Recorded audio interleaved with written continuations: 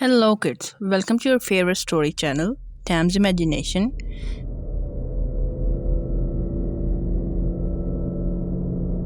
So, today is the second part of our story, Elara and the Blood Moon Prophecy Part 2. They say destiny is a gift, but for Elara, destiny had become a burden. Because while she carried the moon's light, something far darker had already begun to rise. The morning after her first battle, Elara returned to Windmere exhausted and shaken, but nothing looked the same. The villagers stared at her differently now, not with gossip but with fear.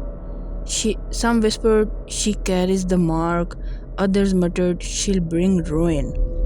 Elara felt more alone than ever, until she saw the old woman again, waiting by the edge of the forest. The woman's voice was grave.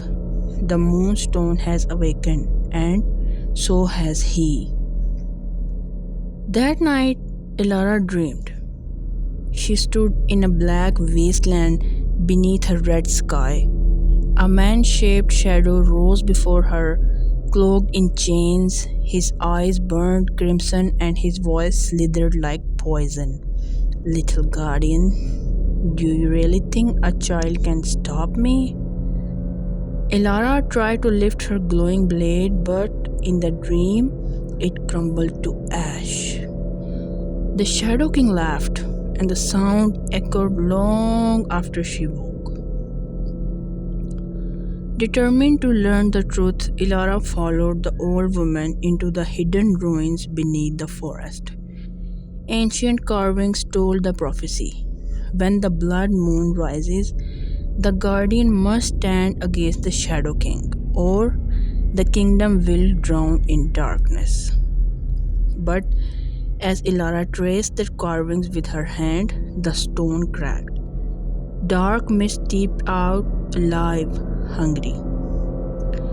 The old woman gasped. "His prison is weakening faster than I fear." Suddenly, the mist coiled towards them, forming into shadow wolves. Elara fought with her blade of light, but of every wolf she struck down, two more formed. She cried out in desperation, and the moonstone blazed, sending a wave of silver fire through the chamber.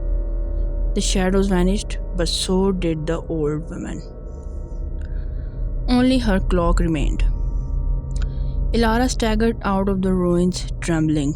Had the shadows taken the old woman, or was she never real at all? The villagers saw the silver fire streak across the sky and demanded answers. But before Elara could speak, a scream tore through the village square. A boy, her childhood friend, stood frozen in terror as his shadow rose from the ground, twisting into a monster. The Shadow King's voice echoed through the night. "I don't need to come for you, guardian. I will come through them." The villagers scattered. The boy's shadow lunged. Elara's blade blazed to life again. With tears in her eyes, she struck. The shadow shattered, leaving her friend unconscious but alive. The people no longer doubted the prophecy, and Elara no longer doubted her destiny. Standing in the ruined village square, Elara raised her hand. The crescent mark glowed brighter than ever. "If the Shadow King wants me, he'll find me ready." She turned towards the dark mountains in the distance, the prison where he waited. "I won't run. I won't hide. I'll face him, even if it means standing alone." And as the blood moon rose once more, the Shadow King's chains began to break. But what Elara didn't know was that another chosen one had awakened too, and this one was not on her side. So, children, you have to wait for the third part, and do like and subscribe and share this video. Till next time, take care. Bye.